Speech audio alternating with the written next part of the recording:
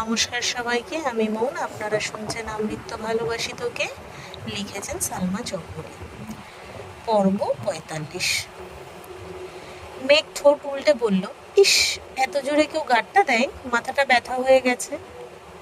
আবির কোমল কণ্ঠে বলে, তুই ভালোবাসার ভাগ চাইছিস, কম করে কিভাবে দেই বল?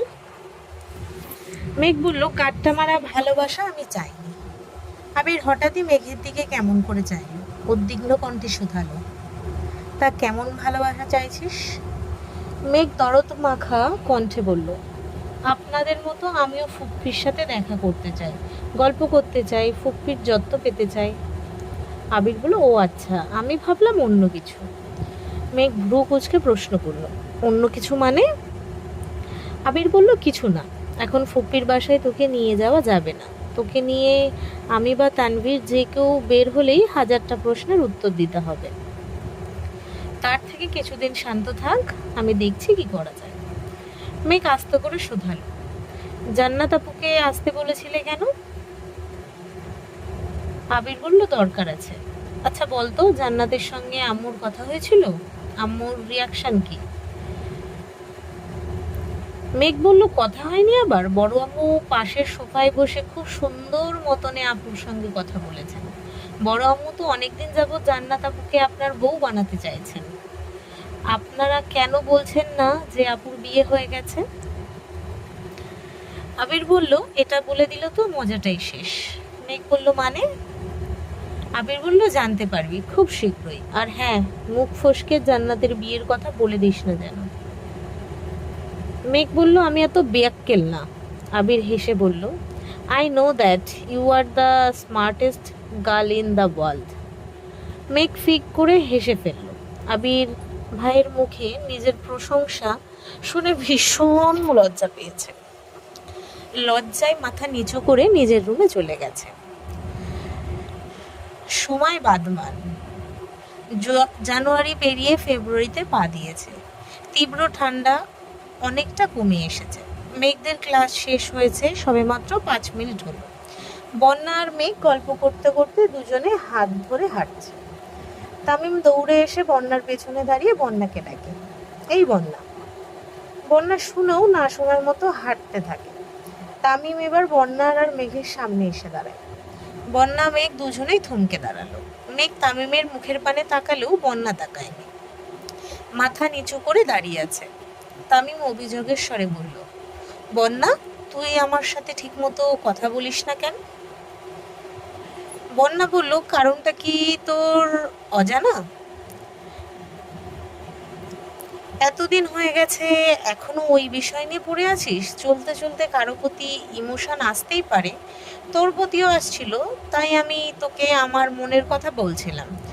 তুইও তোর মতামত জানিয়েছিস এবং আমি তা মেনে নিয়েছি। তুই না করছিস, এরপর কি আমি তোকে কোনো প্রশ্ন করছি বা জোরাজুরি করছি? তুই রিজেক্ট করছিস বলে এই না যে আমি মরে যাব, কিন্তু তার প্রভাব বন্ধুত্বের উপর কেন পড়বে বলতো? তারপরও আমি আন্তরিকভাবে দুঃখিত। প্লিজ, বন্ধুত্বের সম্পর্কের সুবাদে হলেও আমায় ক্ষমা করে দে। বন্যা কিছুটা ভারী কণ্ঠে বলল, আচ্ছা। এর মধ্যে মিনহাজও এগিয়ে আসলো। তিনজনকে উদ্দেশ্য করে বলল, কি রে, তোরা এখনো এখানে? তামিম প্রশ্ন করে, তুই কোথায় গেছিলি? নেতারা আসছে, ওনাদের সামনে মাস্টার্স পরীক্ষা, ভার্সিটি থেকে বেরিয়ে যাওয়ার সুবাদে ওনারা একটা প্রোগ্রাম করবে শুনলাম। ভার্সিটির পাশাপাশি ঢাকার সুনামধন্য কলেজের স্যাররা, বড় বড় অবস্থানে থাকা ব্যক্তিবর্গরাও সেই প্রোগ্রামে আমন্ত্রিত থাকবে। বন্যা বলল, ভালো, কিন্তু তুই ওখানে কি করতে গেছিলি? তামিম বলল, এমনিতেই নেতাদের সাথে দেখা করতে গেছিলাম। ওনাদের সাথে পরিচয় থাকা ভালো, রাজনৈতিক পাওয়ার থাকবে, যে কোনো সমস্যায় সাহায্য পাওয়া যাবে। তাছাড়া সাধারণ সম্পাদক আমার রুমমেট। মেঘ বলছিল না, ওর আবির ভাই নাকি আমাদের আধমারা করে বাড়ি পাঠাবে। আর কিছুদিন ওয়েট কর, দেখবি আমার কত পাওয়ার হয়। বন্যা মেঘের দিকে চেয়ে হাসতে হাসতে বলল, দেখছিস মেঘ, তোর আবির ভাইয়ের ভয়ে নেতাদের পিছু নিচ্ছে। পুনরায় মিনহাজকে উদ্দেশ্য করে বলল, নিজের নাই 2 আনা ক্ষমতা, আবার ভাব দেখায় 16 আনার। সেদিন যেভাবে বলছিলি ভাই ব্রাদার্সের পাওয়ার দেখাবি, তখন তো ভাবছিলাম তোদের এলাকায় ভাইদের কথাই বলছিস। মেঘ মৃদু এসে বলল, এর জন্যই বলি আমার আবির ভাই সবার সেরা। তোদের মতো 8-10 জনকে পেটানোর আমার আবির ভাইয়ের কাছে জাস্ট 5 মিনিটের ব্যাপার। ওনার কাউকে প্রয়োজন নেই, একাই 199 জনের সমান। তামিন উদ্বিগ্ন কণ্ঠে বলল, 199 জনের সমান কিভাবে হয়? হলে 100 জনের সমান হবে। মেঘ বলল, আমার আবির ভাই একটু ব্যতিক্রম, তাই 199 জনের সমান। তামিম বলল, এটা কেমন লজিক? মেঘ বলল, এটা আমার লজিক, তোরা বুঝবি না। মিনহাজ তত্ত্বস্বরে বলল, শোন, কথায় কথায় আমার আবির ভাই করিস না, কানে খুব লাগে। মেঘ বলল, তোর কানে লাগে এটা তোর কানের সমস্যা, তাড়াতাড়ি ডাক্তার দেখা গিয়ে। আমি আমার আবির ভাই বলবো, আমার আবির ভাই, আমার আবির ভাই, আমার আবির ভাই। মিনহাজের মেজাজ খারাপ হচ্ছে, তবুও শান্ত থাকার চেষ্টা করছে। মিনহাজ রাগে অন্যদিকে তাকিয়েছে। অকস্মাৎ মেঘেদের দিকে চেয়ে বলল, এই সাইড দে, ভাইরা আসতেছে। বন্যা, মেঘ, তামিম সাইড হয়ে গিয়েছে। প্রায় 15-20 জন ছেলে হেঁটে আসছে। রাস্তার পাশে দাঁড়িয়ে থাকা জুনিয়রদের সালাম দেখেই তাদের অবস্থান বোঝা যাচ্ছে। মেঘদের কাছে আসতেই মিনহাজ সুন্দর করে সালাম দিল। সামনের দিকে গম্ভীর চেহারার একজন চোখ দেখিয়ে একটু ইশারা করলো। সালাম গ্রহণ করেছে এটাই বুঝালো। ওনারা পাশ কেটে যেতেই মেঘ বলল, কি রে, তোর ভাই তো সালামের উত্তরটাও দিল না। মিনহাজ বিরক্তি ভরা কণ্ঠে বলল, ওনারে কি এত মানুষের সালামের উত্তর দেওয়ার সময় আছে নাকি? 2 মিনিট পরেই কিছুটা দূর থেকে হই হুল্লোড়ের শব্দ ভেসে আসছে। মেঘরা পেছন ফিরে তাকাতেই দেখে ছেলেগুলো কাকে ঘিরে কথাবার্তা বলছে। কাকে ঘিরে আছে তা দেখা যাচ্ছে না। কৌতূহল অবসরে মেঘ, বন্যা, মিনহাজ, তামিম সবাই সেদিকে তাকিয়ে আছে। কয়েকজন একটু সরতেই বাইকটা সাইড করে হেলমেট খুলল। মেঘ উত্তেজিত কণ্ঠে চেঁচিয়ে উঠল, আবির ভাই! বাইকটা দেখেই পরিচিত লাগছিল, কিন্তু শিওর ছিল না। হেলমেট খুলতেই মেঘের চোখ কপালে উঠে গেছে। বিস্ময় চোখে তাকিয়ে আছে। বুকের ভেতর হৃৎপিণ্ডটা পিটপিট করছে। মেঘ ভার্সিটিতে ভর্তি হওয়ার পর থেকে আবির মেঘকে নিতে বা দিতে আসলে মেন গেটের কাছেই নামিয়ে দেয়, কখনো ভেতরে আসে না। আজই প্রথম আবির ভেতরে আসছে। মেঘের সাথে সাথে মিনহাজ, তামিম, বন্যাও বেশ অবাক হয়েছে। আবির বাইক থেকে নামতেই সভাপতি, সভাপতি, যুগ্ম সম্পাদক, আহ্বায়ক, সাধারণ সম্পাদক একে একে সবাই আবিরকে জড়িয়ে ধরেছে। আবিরও স্নেহের সহিত সবাইকে জড়িয়ে ধরেছে। বেগ, বন্যা সহ বাকিরাও কিছুটা এগিয়ে গেল। কি হচ্ছে কিছুই বুঝতে পারছে না। মেঘ বারবার চোখ কচলে তাকাচ্ছে। আবির ভাইয়ের ভার্সিটিতে কেউ পরিচিত আছে এটা মেঘ জানতই না, তাও আবার রাজনৈতিক ছেলেপেলের সাথে। রাগী গুরুগম্ভীর স্বভাবের ছেলেটা হাসি মুখে বলল, থ্যাঙ্কস ভাইয়া, তুমি আমাদের কথা মেনে এত ব্যস্ততার মধ্যেও আসছো, এটাই অনেক। আমরা তো ভাবছিলাম তুমি হয়তো আসবেই না। আবির বলল, তোরা যে এত বছর পরও আমায় স্মরণ করছিস সেই অনেক বড় ব্যাপার। তোমাকে কি ভোলা সম্ভব? কলেজের হিরো ছিলে তুমি, স্যারদের চোখের মণি, সেই সাথে পুরো কলেজের মেয়েদের ক্রাশ বয়। শেষ লাইনটা কানে যেতেই মেঘ সাপের মতো ফোঁস করে উঠল। সূক্ষ্ম দৃষ্টিতে তাকায় আবিরের দিকে। আবির ভাইয়ের আশেপাশে 2-1টা মেয়ের নামই সহ্য করতে পারে না, সেই আবির ভাই নাকি কলেজের সব মেয়ের ক্রাশ ছিল। আল্লাহ জানেন কত মেয়ের প্রেমের প্রপোজাল দিয়েছেন আর কত মেয়ের সাথে প্রেম করে বেরিয়েছেন। মেঘ নিজের কপাল চাপড়ে বিড়বিড় করে বলল, মেঘ রে, তুই শেষ। হাজারো মেয়ের ক্রাশ উনি, সেখানে তুই কে? তোর দিকে কোনো ছেলে ফিরেও তাকায় না। কাজ তো বহুদূরের বিষয়, তুই আবার আবির ভাইকে চাস? ছি, লজ্জা লাগে না? আবির ভাই যে বোন হওয়ার সুবাদে তোর সাথে 2-1টা কথা বলে, সেই তোর কপাল। বন্যা মেঘের দিকে তাকিয়ে প্রশ্ন করল, কি বিড়বিড় করছিস? মেঘের চোয়াল অকস্মাৎ ঝুলে পড়ল। মনের ঘর মেঘাচ্ছন্ন হয়ে গেছে। শক্ত কণ্ঠে বলল, কিছু না। আবির ছেলেটার হাতে চাপড় মেরে বলে, বাজে কথা বাদ দে, হঠাৎ আমায় স্মরণ করার কারণ কি? আরেকজন বলে উঠল, তুমি আমাদের স্পেশাল গেস্ট, তাই স্মরণ করছি। অবশ্য তোমায় মালা দিয়ে বরণ করা উচিত ছিল। আচ্ছা, সমস্যা নেই, প্রোগ্রামের দিন অবশ্যই মালা দেব। আবির উদ্বিগ্ন কণ্ঠে বলল, এই থাম থাম, আমায় বরণ করবি মানে? আমি কে? তুমি আমাদের শ্রদ্ধেয় বড় ভাই, যার জন্য আমরা আজ এই অবস্থানে।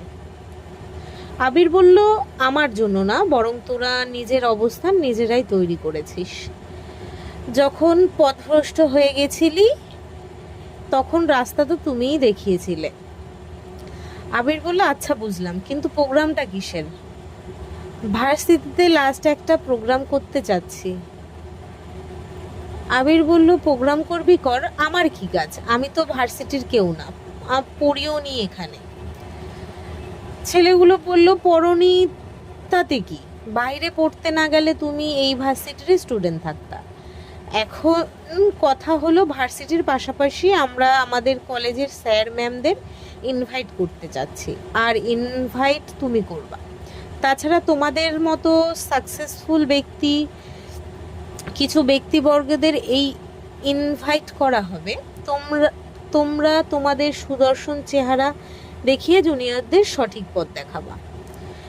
আবির বলল, প্রথমত আমি কোনো সাকসেসফুল ব্যক্তি না, দ্বিতীয় আমি এই ভার্সিটির স্টুডেন্ট না, তৃতীয় তোদের প্রোগ্রামে আমি স্যারদের ইনভাইট করার কে? ছেলেটা বলল, প্রথম দ্বিতীয় তৃতীয় বুঝি না, তুমি আমার ভাই, এটাই একমাত্র কথা। ভাই তো নাকি? আবার বলল, হ্যাঁ ভাই তো। ছেলেটা বলল, তুমি তো আমাদের অবস্থা দেখেই গেছিলাম, স্যাররা এক প্রকার বের করে দিচ্ছিল কলেজ থেকে। সেদিন তুমি স্যারদের রিকোয়েস্ট না করলে আমাদের যে কি অবস্থা হতো আল্লাহ ভালো জানেন। তুমি চলে যাওয়ার পর আমরা যতদিন কলেজে ছিলাম এমন একটা দিন যায়নি যে স্যাররা আমাদের সামনে আসলে তোমার নাম নেয়নি। তুমি না বললে আমাদের বের করে দিত। আরও কত কথা, সেসব এখন অতীত। তোমার কথা মতো পড়াশুনো করে আমাদের 12টা বন্ধুর মধ্যে 9 জনই ডিইউতে ভর্তি হয়েছি, বাকিরাও ভালো অবস্থানে আছে। তোমার সাথে যোগাযোগ করার চেষ্টা করেছি, কিন্তু তুমি নেটওয়ার্কের বাইরে ছিলা। কিছুদিন আগে হঠাৎ একদিন তোমাকে একটা মেয়ের সঙ্গে দেখলাম, ডাকার সুযোগ ছিল না।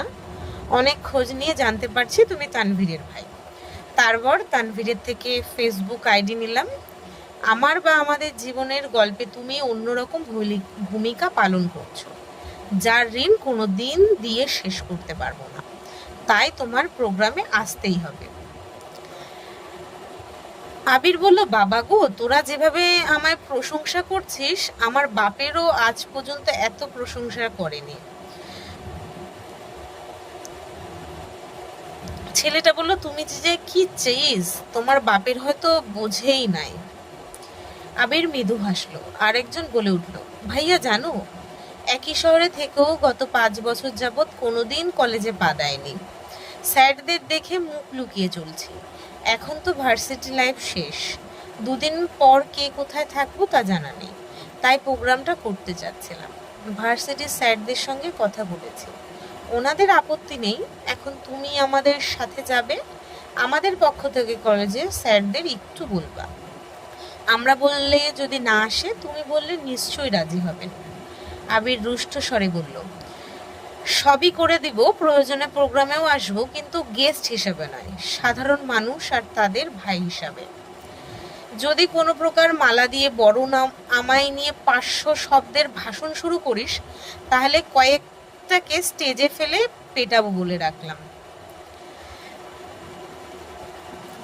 ছেলেটি বলল, তাই বলে আমাদের জীবনের গল্পের নায়কের প্রশংসা করব না?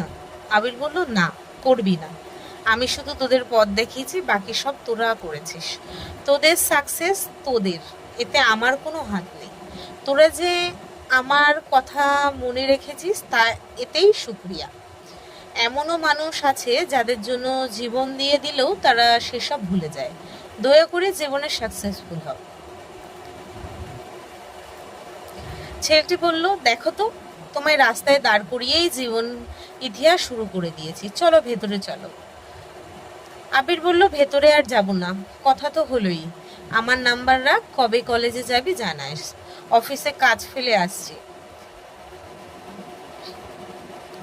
ছেলেটি বলল, একদিন কাজ একটু কম করলে কিছু হবে না। কত বছর পর তোমাকে পেয়েছি, আড্ডা না দিয়ে ছাড়ছি না, চলো চলো। আবির ঘুরতেই মেঘেদের দেখতে পায়। কিছুটা দূরেই দাঁড়িয়ে ছিল ওরা। আবির পেছন ফিরে থাকায় আগে দেখতে পায়নি। মেঘ আশ্চর্য নয়নে তাকিয়ে আছে। ওদের সব কথোপকথনই মেঘ মনোযোগ সহকারে শুনেছে। বুঝতে বাকি নেই ওদের পড়াশোনাতে আবির ভাইয়ের অবদান অনেকখানি। তবে সেই ছেলেগুলোর কি হয়েছিল তা শোনার বেশ আগ্রহ জাগছে মেঘের মনে। আবির কিছুটা এগিয়ে এসে মেঘের মুখোমুখি দাঁড়ালো, ছোট করে শুধালো, ক্লাস শেষ? আবিরের কণ্ঠে মেঘ হকচকিয়ে তাকায়। মনোযোগ ছিল অন্য কোথাও। উপর নিচ মাথা নেড়ে বলল, শেষ। কিন্তু আপনি এখানে কেন? মেঘ সব কথা শুনেও না শোনার মতো প্রশ্নটা করেছে। আবির চোখের ইশারায় ছেলেগুলোকে দেখিয়ে বলল, ওদের সঙ্গে দেখা করতে আসছিলাম। ছেলেগুলো এগিয়ে গেছে। আবিরকে না পেয়ে পেছন ফিরে তাকাতেই মেঘকে দেখল। দু কদম এগিয়ে এসে বলল, ওনাকেই দেখেছিলাম তোমার সাথে। উনি কে ভাইয়া? তোমার? আবির তার আগেই বলল, আমার কাজিন। তোরা যা, আমি আসছি। ছেলেগুলো এগিয়ে যাচ্ছে। আবির মেঘকে উদ্দেশ্য করে গলায় তেজ এনে বলল, আড্ডা দেওয়া শেষ হলে বাসায় যা, গাড়ি অপেক্ষা করছে। মিনহাজ আর তামিমকে দেখেও না দেখার মতন করে চলে যাচ্ছে। মেঘ পিছন থেকে ডেকে বলল, আমি আপনার সঙ্গে যাব। অনেকদিন হলো আবিরের বাইকে ওঠে না। রাগারাগি মান অভিমান ঠিক মতো কথাই বলেনি। বাইকে ওঠা তো দূরের বিষয়। আজ মেঘের খুব ইচ্ছে করছে আবির ভাইয়ের সাথে বাইকে ঘুরবে। তাছাড়া ফুপ্পির জন্য মনটা ছটফট করছে। সে প্ল্যান করছে ফুপ্পিকে দেখে একেবারে বাসায় ফিরবে। আবির দু আঙুলে ইশারা দিতেই মেঘ আবিরের কাছে এগিয়ে গেল। আবির প্রখর তপ্তস্বরে বলল, আমি না আসলে তুই কি করতি? মিনহাজার তামিমের প্রতি কোচ চেপে রাখতে পারছে না। ওদের দিকে তাকালেই অঘটন ঘটবে, তাই তাকাচ্ছে না।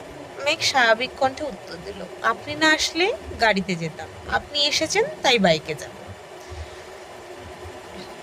আবির বলল, আমি তোকে নিতে আসিনি, অন্য কাজে আসছি। মেঘ জেদ দেখিয়ে বলল, আমি অত কিছু জানি না, আপনি আমায় নিয়ে যাবেন, এটাই শেষ কথা। মেঘের জেদের কাছে আবিরের সুপ্ত ক্রোধ হার মানতে বাধ্য হয়েছে। আবির ক্ষীণ হাসল। মেঘ জেদ দেখিয়ে কথা বললে ওর নাক ফুলে যায়, গাল দুটো লাল টকটকে হয়ে যায়, দুধে আলতা চেহারার রক্তবর্ণের ছাপ ভেসে ওঠে, গলার দুপাশে দুটা রগ ফুলে ওঠে। মেঘকে এভাবে দেখলে আবিরের উদ্বেলিত হৃদয়ের কম্পন তীব্র হয়ে ওঠে। কল্পনার জগতে পাড়ি দিতে ইচ্ছে করে। রক্তাবু দুগালে ভালোবাসার পরক এঁকে দিতে ইচ্ছে করে। কিন্তু বরাবরের মতোই সে অসহায়। নিজের অনুভূতি লুকাতে হয় প্রতিবার। দীর্ঘশ্বাস ছেড়ে বলল, কিছুক্ষণ অপেক্ষা করতে হবে। মেঘ বলল, ব্যাপার না, অপেক্ষা করব। বিড়বিড় করে বলল, সারা জীবন। আবির দু কদম এগিয়ে পেছন ফিরে আবার তাকালো, কিন্তু কিছু বলল না। এখানে তামিম মিনহাজ আছে যাদের সহ্য হয় না, আবার মেঘকে নিয়ে ভেতরে যাবে, সেখানেও প্রায় 20-30টা ছেলে আছে। কে কোন নজরে মেঘকে দেখবে এই চিন্তায় মেঘকে কিছু বলল না। আবির চলে যেতেই বন্ধা দীর্ঘশ্বাস ছেড়ে মিনহাজ আর তামিমের দিকে তাকালো। মিনহাজ আর তামিম দুজনেই স্তব্ধ হয়ে আছে। চোখের সামনে এতক্ষণ যা ঘটলো তার কিছুই বিশ্বাসযোগ্য না। নিজের চোখ, নিজের কান কোনো কিছুতেই বিশ্বাস করতে পারছে না। কোথায় ভেবেছিল ভার্সিটিদের নেতাদের ক্ষমতা দেখিয়ে মেঘদের সামনে একটু ভাব নিয়ে চলবে, উল্টো বড়সড় একটা বাঁশ খেলো তো খেলো একদম মেঘদের সামনে। মেয়েরা মুখে প্রকাশ করুক বা না করুক, বেশিরভাগ মেয়েরাই দাপটি ছেলেদের পছন্দ করে। কেউ কিছু বলবে, ছেলেটা যেন মুখ লুকিয়ে সেখান থেকে প্রস্থান না নেয়। মেয়েটার সম্মান বাঁচাতে ছেলেটা যেন প্রতিবাদ করতে পারে। প্রতিনিয়ত আবিরের এত প্রশংসা শুনে মিনহাজও ভেবেছিল রাজনীতি করবে, নেতাদের পরিচিতি লাভ করে মেঘের মন জয় করে নেবে। কিন্তু আবির ক্ষণে ক্ষণে তার সব প্ল্যান ভেস্তে দিচ্ছে। বন্যা ওদের অসহায় মুখের পানে চেয়ে হঠাৎই হাসি শুরু করেছে। হাসতে হাসতে মেঘের উপর হেলে পড়ছে। বন্যার স্বস্তফুত হাসি দেখে মেঘও হাসে। বন্যা কেন হাসছে এটা কারোরই অজানা নয়। 2 মিনিট, 5 মিনিট, 10 মিনিট হয়ে গেছে, বন্যা হেসেই যাচ্ছে। হাসতে হাসতে পেটে ব্যথা হয়ে গেছে, তবুও বন্যার হাসি থামছে না। মিনহাজ সহ্য করতে না পেরে রাগান্বিত কণ্ঠে বলল, হয়েছে বইন, থাম, এর বেশি হাসলে মইরা যাইবি। বন্যা হাসতে হাসতে বলল, তোর শ্রদ্ধেয় রাজনৈতিক বড় ভাইদের আমার সালাম দিস। সালামের পরে বলিস তুই যে আবির ভাইকে মারার হুমকি দিয়েছিস। আবির ভাইয়ার প্রতি তাদের যে ভালোবাসা দেখলাম, আশা করি তারাই তোকে যোগ্য সম্মানই দিয়ে দেবে। মিনহাজ রাগে ফুঁসতে ফুঁসতে বলল, আমি হুমকি দিলাম কখনো? বন্যা বলল, তোর ভাই ব্রাদার্সের পাওয়ার দেখাবি বলছিলি, মনে নেই? এত মন ভোলা তুই? মিনহাজ বলল, আচ্ছা বাদ দে। বন্যা বলল, এখন বাদ দিচ্ছি, কিন্তু ভবিষ্যতে এসব আকাশ চুম্বি কথাবার্তা বললে তোর শ্রদ্ধেয় ভাইদের বলে দিব। মিনহাজ বলল, আচ্ছা ঠিক আছে। মেঘ এতক্ষণ যাবতই নিশ্চুপ দাঁড়িয়ে। ইদানিং নিজের সাহস দেখে মাঝে মাঝে নিজেই অবাক হয়ে যায়।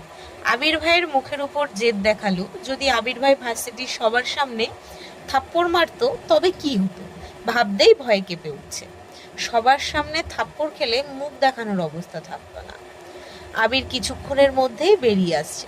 মেঘ বাসায় চলে গেলে হয়তো বেশিক্ষণ আড্ডা দিত, কিন্তু মেঘকে বাহিরে রেখে গেছে, তাই মাথায় চিন্তা কাজ করছে।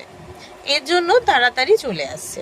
মেঘকে ডাকতেই মেঘ এগিয়ে গিয়ে বলল, আঙ্কেল কি চলে গেছেন? আবির বলল, হ্যাঁ, তুই না বললি বাইকে যাবি, তাই তো আঙ্কেলকে চলে যেতে বলছি। কেন? মেঘ বলল, আপনার তো অফিস আছে, আমায় নিয়ে গেলে সময় নষ্ট হবে, তাই বলছিলাম আমি গাড়িতে চলে যেতাম। আবির বলল, এটা আগে মনে হয়নি? তোর ভাইয়ের মতো রাগ উঠলে তোরও মাথায় ঠিক থাকে না, তখন কিছু বোঝার অবস্থাতেই থাকিস না। ব্যাপার না, চল। মেঘ বলল, আমি রিক্সা দিয়ে বাসায় চলে যাব। আবির বলল, মেজাজ খারাপ করিস না, চল বলছি। মেঘ ভয়ে ভয়ে এগিয়ে যাচ্ছে। ফুপ্পির বাসায় নিয়ে যাবে না আগেই বলেছে, এখন আবার ফুপ্পির কথা বললে নিশ্চয়ই মায়ের খাবে। আবির একটা রিক্সা ঠিক করে বন্যাকে যাওয়ার জন্য ইশারা করলো। তারপর মেঘকে নিয়ে চলে গেছে। বাইক চলছে, কিন্তু মেঘ স্ট্যাচুর মতো বসে আছে, কোনো কথা বলছে না। আবির স্ট্রিট ফুড দেখে কয়েকবার জিজ্ঞেস করেছে খাবে কিনা, মেঘ শুধু না করেই যাচ্ছে। অবশেষে একটা ফুচকার দোকান দেখে বাইক থামালো। আবির শীতল কণ্ঠে বলল, মাথাটা বোধহয় এখনো ঠান্ডা হয়নি, ফুচকা খেলে নিশ্চয়ই মাথাটা ঠান্ডা হবে। মেঘ মাথা নিচু করে বলল, আমি ফুচকা খাবো না। আবির বলল, আমি মনে হয় ভুল শুনলাম। মেঘ ঠান্ডা অথচ শক্ত কণ্ঠে বলল, আপনি ঠিকই শুনেছেন, আমি ফুচকা খাবো না। আবির হেসে বলল, তাকা আমার দিকে। মেঘ ধীর গতিতে চোখ তুলল, তাকালো আবিরের চোখের দিকে। আবির তীক্ষ্ণ দৃষ্টিতে চেয়ে মোলায়েম কণ্ঠে শুনল, ম্যাম, আপনি সত্যি সত্যি ফুচকা খাবেন না? আবিরের হাবভাব দেখে মেঘ না চাইতেও হেসে ফেলল। সে আবিরের ভয়ে ফুচকা খাবে না বলছিল, কিন্তু আবিরই তাকে বারবার উস্কাচ্ছে। মেঘ আবিরের মুখের পানে চেয়ে মনে মনে ভাবছে, আপনার মধ্যে কি এমন স্পেশাল গুণ আছে যা ক্ষণিকের ব্যবধানে রাগ ভয়ে আবার ভয়কে জয়ে পরিণত করতে সক্ষম? আবির ভ্রু নাচাতেই মেঘ মৃদু হাসল। ফুচকা অর্ডার দিয়ে বসে আছে। আবির মেঘকে দেখছে, আবার আশেপাশে তাকাচ্ছে। আবির হঠাৎই ফুচকা মুচকি হেসে বলল, তোকে আজ অনেক বেশি কিউট লাগছে। মেঘ চোখ গোল গোল করে তাকালো, গলায় শ্বাস আটকে গেছে। ঠিক শুনছে নাকি ভুল? আবির ভাই মেঘকে কিউট বলছে, ভাবা যায়? মেঘ লজ্জায় আড়ষ্ট হয়ে যাচ্ছে, তবুও স্বাভাবিক থাকার খুব চেষ্টা করছে। আবির পুনরায় বলল, নীল রংটা তোকে খুব মানাচ্ছে, আগে বোধহয় কখনো নীল রঙের জামাতে দেখিনি। মেঘ এবার আরো বেশি লজ্জা পেয়েছে, চোখ দ্বিগুণ নামিয়ে নিয়েছে। আবির স্থির দৃষ্টিতে মেঘকে দেখছে, পলকও ফেলছে না। তা বুঝতে পেরে মেঘ আরো তাকাতে পারছে না। গাল আর নাকের ডগা আবারও লাল হয়ে গেছে, মনে হচ্ছে লাল রঙের ব্রাশ লাগিয়েছে। মেঘ ঘন ঘন নিঃশ্বাস ফেলছে।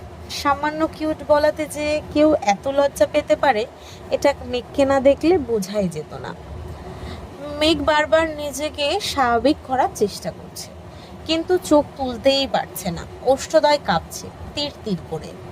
মেঘের অবস্থা বুঝতে পেরে আবির দৃষ্টি স্বাভাবিক করে পুনরায় বলল, ফুপ্পিকে দেখতে যাবি? মেঘ এবার আশ্চর্য নয়নে তাকালো। তার মনের কথা আবির ভাই কিভাবে বুঝলো? মেঘের লজ্জায় রাঙা মুখ দেখে আবির ঢোক গেল।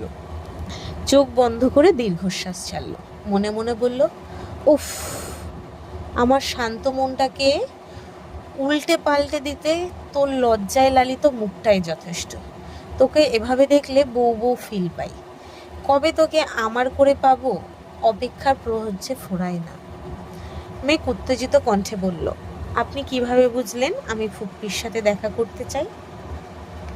আবির বলল, তুই তো বলছিলি। মেঘ বলল, আমি সেই কবে বলেছিলাম, তা কি এখনো মনে আছে? আবির বলল, তুই কবে কি বলিস সবই আমার মাথায় থাকে, শুধু সুযোগের অপেক্ষায় থাকে। সবার কথাই আপনার মাথায় থাকে। আবির বলল, সবার কথা মানে? মেঘ বলল, যে যা বলে সব কিছু মনে থাকে। আবির বলে, না, প্রয়োজনের বাইরে সবকিছুই ভুলে যায়। মেঘ হুট করে বলে উঠল, আপনার গার্লফ্রেন্ড কয়টা? মেঘের এমন প্রশ্নে আবির হকচকিয়ে উঠল। থতমত খেয়ে বলল, মানে? মেঘ বলল, গার্লফ্রেন্ড চিনেন না, মেয়ে বন্ধু বা প্রেমিকা। আবির বলল, তা বুঝলাম, কিন্তু হঠাৎ এমন প্রশ্ন কেন? মেঘ বলল, শুনলাম কলেজের সব মেয়ের ক্রাশ ছিলেন, তাই আর কি। আবির নিঃশব্দে হাসলো। মেঘের মনে হিংসা কাজ করছে, এটা আবির বেশ বুঝতে পারছে।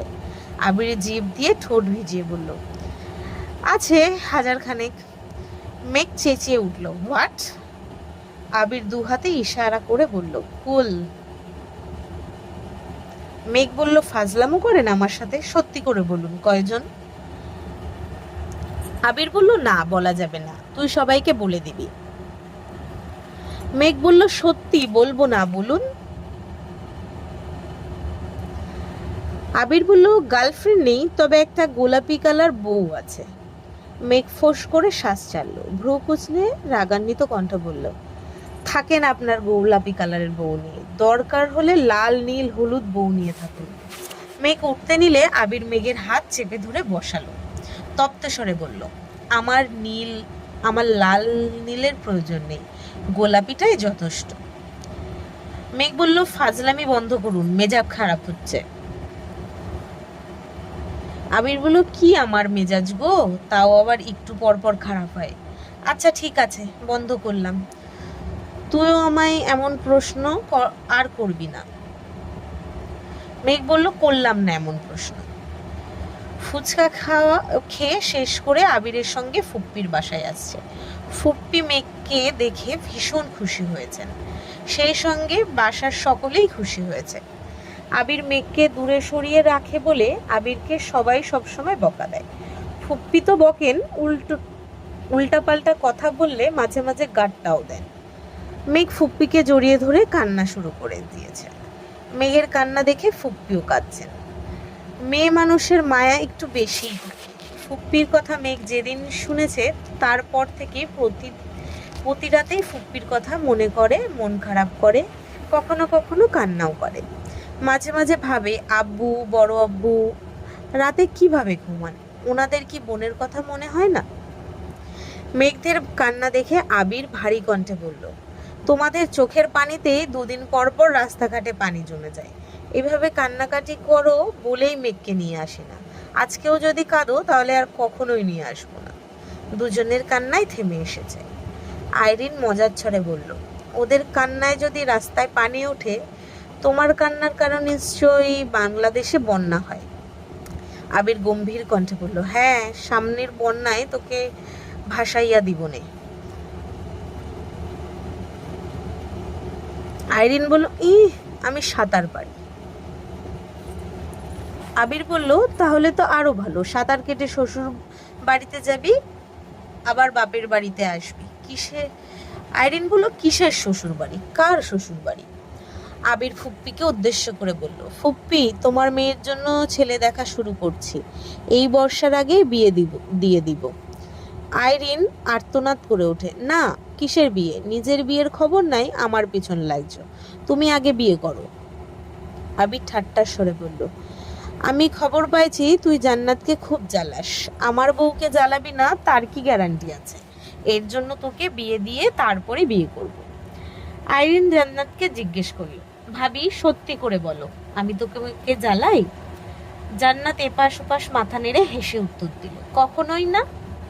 আইরিন মেঘকে শুধালো, মেঘ আপু, আমি কি তোমাকে জ্বালাই? আবির মাথা নিচু করে জিভে কামড় দিয়ে বসে আছে, মনে মনে বলছে, এই মেয়েটা নিশ্চয়ই ফাঁসাবে। মেঘ স্বাভাবিকভাবেই উত্তর দিল, কই না তো, তুমি তো অনেক লক্ষ্মী মেয়ে। এবার আইরিন আবিরের দিকে তীক্ষ্ণ দৃষ্টিতে চেয়ে বলল, দেখেছো, আমি কাউকেই জ্বালাই না। পরিস্থিতি স্বাভাবিক করতে আবির বলল, সেসব পরে দেখা যাবে। ফুপ্পি, ক্ষুধা লাগছে, দুপুরে খাইনি, খেতে দাও। জান্নাত বলল, আপনারা ফ্রেশ হন, আমি এখনই খাবার দিচ্ছি। 1-2 ঘন্টা গল্প করে মেঘকে নিয়ে বাসায় ফিরছে। রাস্তায় যেতে যেতে মেঘ হঠাৎই আবিরকে ডাকল, আবির ভাই। আবির বলল, মেঘ বলল, আমাদের ভার্সিটির ছেলেগুলো কি আপনার কলেজের? আবির বলল, হ্যাঁ, একবার জুনিয়র ছিল। মেঘ বলল, ওরা আপনার এত প্রশংসা করছিল কেন, আপনি কি করেছিলেন? আবির বলল, তুই কি সব শুনে ফেলেছিস? মেঘ বলল, জি। আবির বলল, কলেজে থাকাকালীন একটু ঝামেলা হয়েছিল, তখন স্যারদেরকে রিকোয়েস্ট করছিলাম, এই আর কি। মেঘ বলল, কি ঝামেলা, সেটাই তো জানতে চাইছি। আবির বলল, জানতেই হবে। মেঘ বলল, জি। আবির বলল, ওরা কলেজে ভর্তির পর কিছুদিন নিয়ম কানুন মেনে চলেছে, রেজাল্টও ভালো করছিল, কিন্তু 6 মাস পর থেকে কোথাকার কোন ছেলেদের সঙ্গে মিশে নেশা করে কয়েকটা ধ্বংসের দ্বার প্রান্তে চলে গেছিল। পড়াশুনোর অবস্থা নেই, নিয়ম মানে না, স্যারদের সাথে উগ্র আচরণ, পরীক্ষায় রেজাল্ট খারাপ করছে। সব মিলিয়ে স্যাররা সিদ্ধান্ত নিয়েছিল সব কটার বাবা মাকে এনে অপমান করে কলেজ থেকে বহিষ্কার করে দেবে। আমি কয়েকজনের মাধ্যমে জানতে পারছি 2-3 জন বাদে সবগুলোই পারিবারিক অবস্থা খুব খারাপ। বাবা মা অনেক কষ্ট করে টাকা ইনকাম করে ঢাকা শহরে ছেলেকে পড়তে পাঠাইছে, আর এগুলো সঙ্গদোষে নিজের জীবন ধ্বংস করছে। জানার পর নিজেরই কষ্ট লাগতেছিল।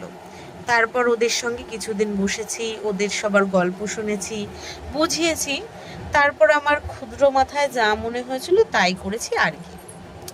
যখন দেখলাম ওরা আমার কথা একটু একটু মানতে শুরু করেছে, তখন স্যারদের রিকোয়েস্ট করলাম যেন পরবর্তী পরীক্ষা পর্যন্ত ওদের সময় দেয়। স্যারদের খুব আদরের স্টুডেন্ট ছিলাম বলে হয়তো স্যাররা মেনে নিয়েছেন। 3য় সেমিস্টারে মোটামুটি ভালো রেজাল্ট করেছে। তারপর আমি চলে গেছি, ওদের খবর নেওয়া হয়নি। মেঘ বলল, বাহ। আবির বলল, কি? মেঘ বলল, আপনি খুব ভালো। আবির বলল, ধন্যবাদ। আবির মেঘকে বাসার সামনে নামিয়ে দিয়ে আবারও অফিসে চলে গেছে। আজ 7ই ফেব্রুয়ারি। ভার্সিটিতে যেতেই নজর পড়ে অনেকেই গোলাপ হাতে ঘুরছে, কেউ কেউ বন্ধুদের দিচ্ছে, কেউ আবার বান্ধবীকে দিচ্ছে। মেঘ বন্যা এসব ডে কখনো পালন করে না, মনেও থাকে না কবে কি ডে। হঠাৎ মিনহাজ একটা গোলাপ এনে মেঘকে দিয়ে বলল, হ্যাপি রোজ ডে। বন্যার দিকে তাকিয়ে বলল, একটাই ফুল পাইছি রে, না হয় তোকেও দিতাম, এখন তোর বেবিকেই দিই। মেঘ আশেপাশে তাকালো, হঠাৎই মাথায় ভূত চেপেছে। গম্ভীর কণ্ঠে বলল, আমি তোর থেকে গোলাপ নিব না, শুধু আবির ভাইয়ের থেকে নিব, বন্যাকে দিয়ে দে। মিনহাজ না চাইতেও বন্যাকে দিল, কিন্তু বন্যাও নেয়নি, বরং উল্টে বলল, তোদের থেকে ফুল নিতেও ভয় করে, কার মনে কি চলে তোরাই জানিস। মেঘ আজ তাড়াতাড়ি করে বাসায় চলে এসেছে। ছাদ থেকে একটা লাল টকটকে গোলাপ এনে সাথে একটা চিরকুট লিখে আবিরের রুমে রেখে আসছে। আবির সন্ধ্যার দিকে বাসায় ফিরে দেখলো টেবিলের উপর গোলাপ আর চিরকুট রাখা। এগিয়ে গেল টেবিলের কাছে, চিরকুট হাতে নিতেই দেখলো চিরকুটে লেখা, আপনি মানুষটার রক্তিম গোলাপের মতন, যার কাটার আঘাতে শত শতবার ক্ষতবিক্ষত হয়েও তার মুগ্ধতার পেছনেই ছুটছি। হ্যাপি রোজ ডে আবির ভাই। আবির ফুলটা হাতে নিয়ে আলতোভাবে ঠোঁট ছোঁয়ালো, মুচকি হেসে বলল, আমার জীবনেও তুই রক্তিম গোলাপের মতন, যাকে দেখলেই হৃদয়ে তোলপাড় চলে, প্রেমানুভূতি জেগে ওঠে বারবার। খুব ইচ্ছে করে গোলাপের প্রতিটা পাপড়ির ভাঁজে তোর আমার প্রণয়ের নিশান এঁকে দিই। ফুলের রানী গোলাপের মতো তোকেও আবিরের মহারানী বানিয়ে রাখি। আজকের পর্ব এই অবধি। যদি সবার ভালো লাগে লাইক কমেন্ট শেয়ার করো। যদি ইউটিউব থেকে শুনছো তো পেজ সবাই সাবস্ক্রাইব করে দিও। যদি ফেসবুক থেকে শুনছো তো সবাই পেজটাকে ফলো করো। আজ আসছি, ধন্যবাদ সবাইকে।